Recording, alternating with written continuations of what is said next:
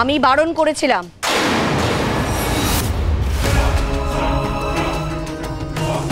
এই বাড়িতে কেউ ওর সঙ্গে কোনো কথা বলবে না।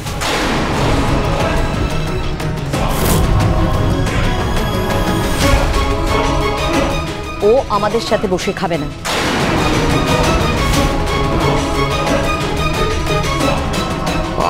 বড় বৌমা, বাড়ির বউকে এক ঘরে করে দেবার কথা বলো না তো। ক্ষমা করবেন বাবা, এই মেয়ে যা শুরু করেছে তাতে আমার মেয়ে কষ্ট পাচ্ছে। প্রত্যেকটা আনন্দ অনুষ্ঠানে একটা না একটা গন্ডগোল পাকিয়েই চলেছে। এমন বাড়ির বউকে তো আর ফুলচন্দন দিয়ে পুজো করতে পারি না বাবা।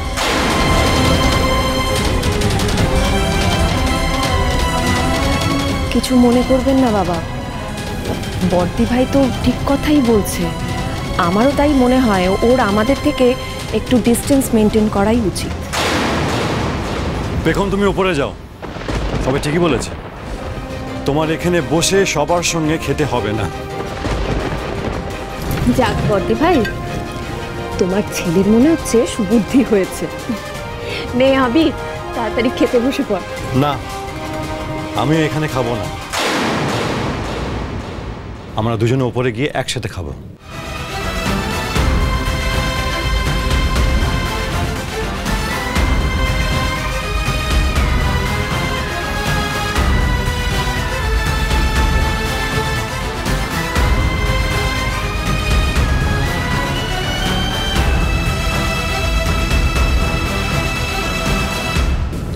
আবির, তুমি এখানে খাও না, আমি আমি আমি উপরে খেয়ে নেব। না পেখম, যেখানে আমার স্ত্রী সম্মান নেই সেখানে আমার থাকা উচিত নয়। সরো।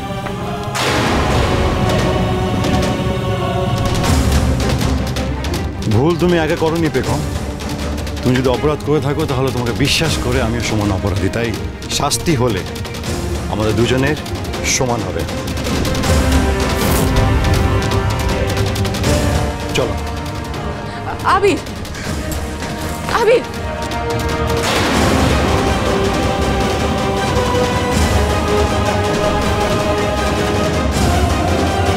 আবির,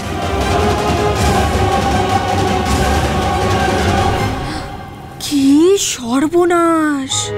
সবার সামনে থেকে এভাবে আলাদা করে খাবার নিয়ে চলে গেল। এতটা পরিবর্তন!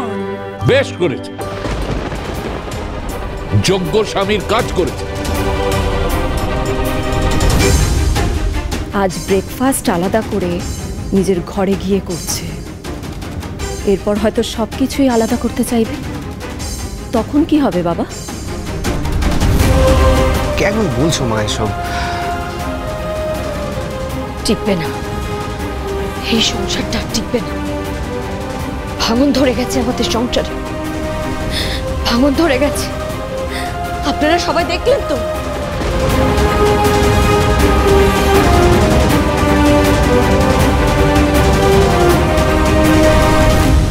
আবির, আবির, তুমি এইভাবে চলে এলে, এটা কিন্তু একদম ঠিক হলো না। মা খুব কষ্ট পেলেন। জল মাথার উপর উঠে গেছে পেখম, ভাবনা চিন্তা করে আর সময় নষ্ট করা যাবে না। এবার ডিরেক্ট অ্যাকশন নিতে হবে, ডিরেক্ট অ্যাকশন।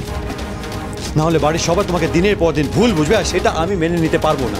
অ্যাকশন কি করার কথা বলছো? ওই রানা রয় চৌধুরী ওরফে রন রে, ওকে শাস্তি দিতে হলে আইনের পথে যেতে হবে। তাই আজকেই আমি উকিলের সঙ্গে কথা বলবো, আজকে। উকিল?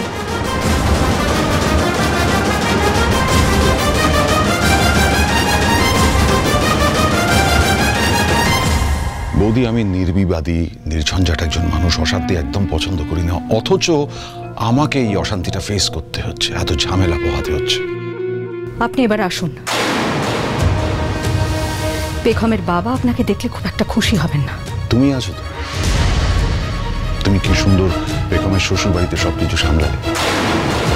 তুমি অনিন্দদাকে বোঝাও, নিজের মেয়ের ভালোর জন্য বোঝাও। আমার ওকে আলাদা করে কিচ্ছু বোঝাবার নেই, কারণ আমিও বিশ্বাস করি আমার মেয়ে ভুল করলেও মিথ্যেও কখনো বলবে না। ওর ওপর মিথ্যে দোষারোপ করা হচ্ছে। ব্রিলিয়ান্ট, তুমি তো দারুণ গুছিয়ে কথা বলছো। আমি তো জানতাম তুমি শুধু কাঁদতে পারো, কেঁদে কেঁদে ইনিয়ে বিনিয়ে কথা বলো। What a change, I am impressed. কিন্তু মেয়ের কথাটা ভাবো, সদ্য বিয়ে হয়েছে, সংসার করতে আরম্ভ করেছে। এই সময় শুধু শুধু বাক্য বানিয়ে যদি তার সংসারটা ভেঙে যায়, তার দাম্পত্য জীবনটা নষ্ট হয়ে যায়, সেটা কি তোমার জন্য ভালো নাকি অনিন্দতার জন্য?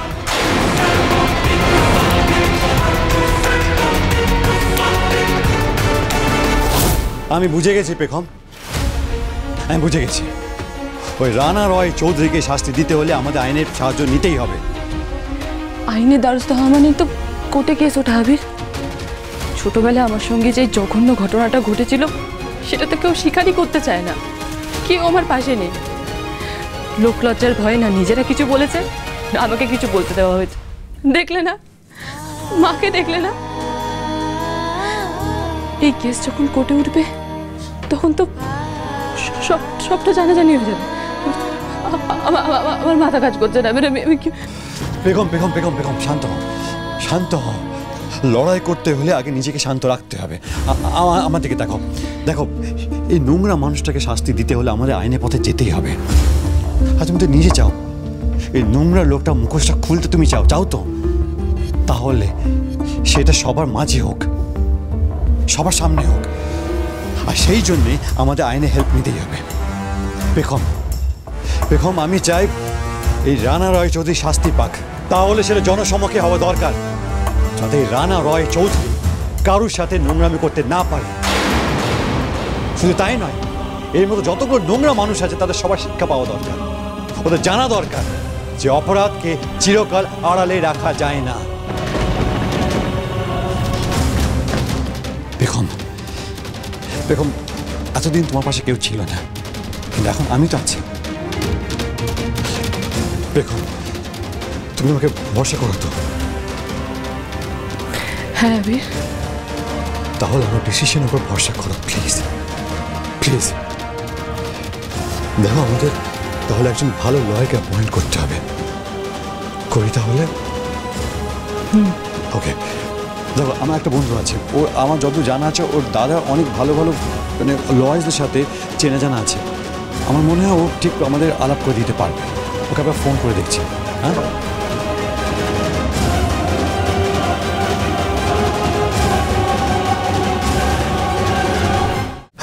হ্যালো। হ্যাঁ ভাই, কেমন আছিস? তুই কেমন আছিস? হ্যাঁ আমি ভালো আছি। আর শোন না, একটা তোর হেল্প লাগতো আর কি। দেখ না, মানে খোঁজ খবর করে একটা ভালো উকিলের সাথে যোগাযোগ করে দিতে পারবি? আজকের মধ্যে হলে খুব ভালো হয়। আজকের মধ্যেই? হ্যাঁ হ্যাঁ ঠিক আছে, দেখছি দাঁড়া, যত তাড়াতাড়ি সম্ভব খবর দিচ্ছি তোকে। থ্যাংক ইউ সো মাচ ভাই। হ্যাঁ রাখছি। দেখা যাক, এবার হয়তো একটা ঠিক পথে এগোতে পারবো আমরা। দাদু ভাই, দাদু ভাই, এই যে দাদু ভাই, দাদু ভাই, এই যে প্রেসক্রিপশনটা, কয়েকটা ওষুধ না ফুরিয়ে গেছে, একটু এনে দিতে হবে। দাদু বসো না, বসো। আচ্ছা ঠিক আছে ঠিক আছে, বসছি। কিন্তু তুমি সিঁড়ি ভেঙে কেন এলে? আমাদের বলতে আমরা চলে আসতাম। তোমার কি কি ওষুধ ফুরিয়ে গেছে দাদু, আমাকে বলো।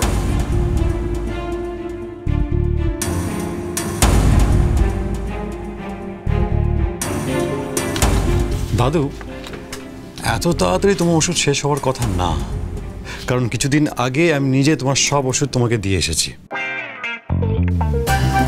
দাদু ঠিক করে বলো তো, আসল কেসটা কি? এই ওষুধ আনতে বলাটা একটা ছুতো, তাই তো? দাদু, আমার সঙ্গে কথা বললে সবাই রাগারাগি করবে বলে তোমাকে ছুতো খুঁজতে হলো?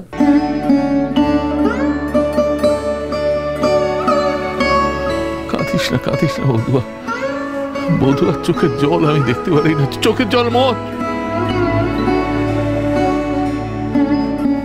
জানিস বধুয়া, তোর চোখ দুটো হচ্ছে তোর মনের আয়না। যারা তোকে বোঝে তোর চোখ দেখলেই বুঝতে পারবি যে তোর মনটা পরিষ্কার। তুই কোনোদিন কোনো মিথ্যে অন্যায় করে কারো ক্ষতি করতে পারবি না, সেটা তোর চোখ দেখলে বোঝা যায়।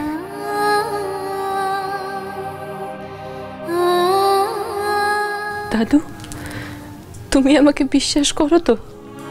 আমি যে মিথ্যে বলছি না, তুমি মানো? অনেক বয়স হয়ে গেছে রে, মানুষ চিন্তা আমি ভুল করি না।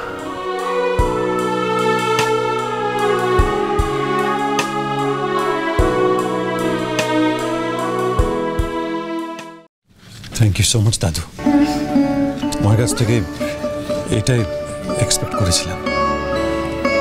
আমিও তোমার কাছ থেকে এই ব্যাপারটাই এক্সপেক্ট করি যে তুমি তোমার স্ত্রীর যোগ্য সম্মান দেবে। তবে কি জানো, ওই স্ত্রীর হবু বর, ওর তো কোনো দোষ ধরা পড়েনি। তুমি যদি নিজের মুখে না বলতে তাহলে তো মাথাতেই আসতো না। ওটাই তো ওই লোকটার সবচেয়ে বড় শক্তি দাদু, ওর ভালো মানুষের মুখোশ। তাহলে বোঝো, যার সঙ্গে লড়াই করতে যাচ্ছ সেটা খুব সহজ হবে না। এবার মনটাকে শক্ত করে শক্ত হাতে হাল ধরতে হবে।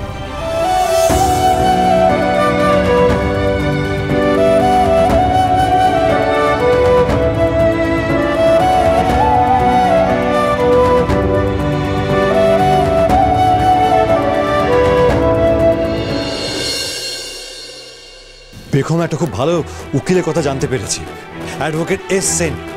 আর ওই রানা রায় চৌধুরী, ওর বিরুদ্ধে প্রমাণ জোগাড় করা, ওকে কিভাবে শাস্তি দেওয়া যায়, এই সব কিছু একমাত্র আমাদেরকে উনিই বলতে পারবেন। লয়ার মানে বেগম আবিরকে ম্যানিপুলেট করেছে রনের এগেইনস্টে কেস করার জন্য? হোয়াট?